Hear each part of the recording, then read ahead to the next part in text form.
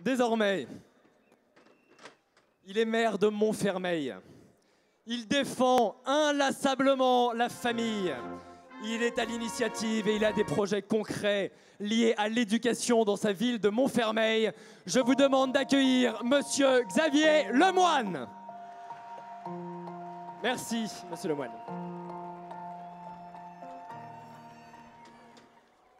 Chers amis, quel bonheur d'être si nombreux cet après-midi. À nouveau, nous voilà dans la rue, joyeux et de bonne humeur, mais aussi graves et déterminés, pour redire inlassablement et notre attachement à la famille, mais plus encore notre attachement à une société qui puisse vivre en paix. Et cette paix est impossible si la famille est fragilisée, si la famille est défigurée, si la famille continue méthodiquement d'être déconstruite.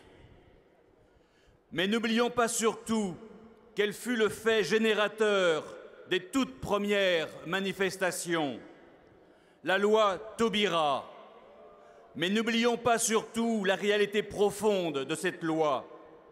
C'est une loi qui transforme la différence des sexes en option d'identité et d'amour, alors même que la différence des sexes est la condition première et non négligeable, non négociable de l'existence humaine et de l'amour. Cette loi représente un tournant civilisationnel sans précédent dans l'histoire de notre humanité. Pourquoi, me direz-vous, revenir spécifiquement sur cette loi, alors que depuis lors, bien d'autres atteintes ont été portées à l'encontre de la famille et que bien d'autres thèmes, tels la PMA et la GPA, nous ont mobilisés. Tout simplement parce que la responsabilité d'un homme politique est double. Certes, il se doit de réagir aux conséquences néfastes d'une situation, d'un événement, d'une loi, mais plus encore, et pour ne pas trahir sa responsabilité, il se doit impérativement, en toute chose, en toutes circonstances, de remonter aux causes, aussi difficile cela soit-il, aussi risqué cela soit-il. Aussi est-il illusoire de prétendre s'arc-bouter sur les conséquences néfastes d'une loi si, dans le même temps, ne sont pas combattus, réfutés, les principes mêmes de cette loi. Il ne peut être opposé des questions de prudence, de progressivité, de gradualité ou d'opportunité. Non, ces arguties ne sont pas recevables. Aussi, je souhaite plus particulièrement m'adresser à celles et ceux qui, éventuellement, de bonne foi, pensent qu'en s'opposant seulement à la PMA et à la GPA, l'on pourrait être quitte de toute autre considération. Eh bien, non, 3 fois non. La lutte contre la PMA et la GPA ne tire leur légitimité et leur efficacité que de la remise en cause absolue de la loi Taubira. Il nous faudra donc courageusement reprendre le sujet de la différence des sexes et de l'homosexualité.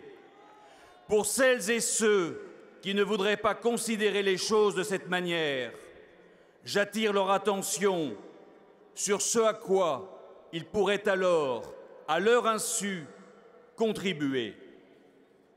En effet, la loi Taubira englobe, dans les prérogatives traditionnelles du mariage, toutes les situations et combinaisons de vie, c'est-à-dire indistinctement et globalement les couples hommes-femmes, homme-homme ou femme-femme. En conséquence, la filiation pour tous requiert l'usage de tous les moyens possibles de procréation que sont notamment PMA et GPA. Cette logique, tout à fait contestable dans ses effets, maintient néanmoins intacte l'indissociabilité entre mariage et procréation-filiation. C'est alors que ne combattre que la PMA et la GPA, sans revenir dans le même temps sur les fondements de la loi Taubira, au seul motif, certes légitime, du droit des enfants contre le droit à l'enfant est insuffisant et dangereux.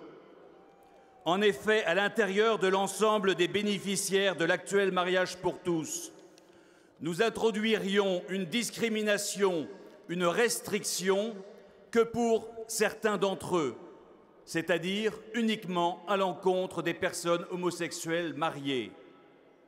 Pour arriver à interdire la PMA et la GPA aux personnes homosexuelles mariées, il aura fallu pour cela dissocier mariage et procréation-filiation. Ce travail de dynamitage complet du mariage, pour ne pas vouloir mener les deux combats à la fois, ce serait nous qui pourrions l'avoir favorisé. Plus grave encore, il n'y a aucune raison, une fois cette dissociation effectuée, que pour les couples fondés sur la différence et complémentarité des sexes, un législateur, dans le futur, ne soit pas alors tenté, à partir de ce précédent, à intervenir dans la procréation-filiation de ces derniers. Il y aura bien toujours un motif d'ordre économique, démographique, politique, social, sanitaire, eugéniste pour le justifier. Et qui sait si le transhumanisme aussi n'ira pas à y étendre ses tentacules. C'est pourquoi ne proposer qu'une réécriture de la loi Taubira, c'est permettre cette nouvelle agression. C'est pourquoi l'abrogation de la loi Taubira est le seul comportement, le seul engagement responsable. On ne lâche rien. Merci.